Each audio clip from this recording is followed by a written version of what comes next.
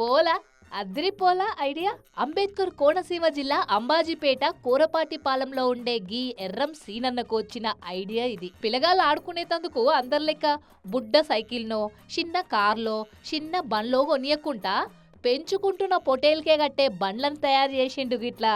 ఇక దాని మీద ఎక్కి అది గుంజుతుంటే పిలగాంది చిన్న సంబురం కాదుల్లా.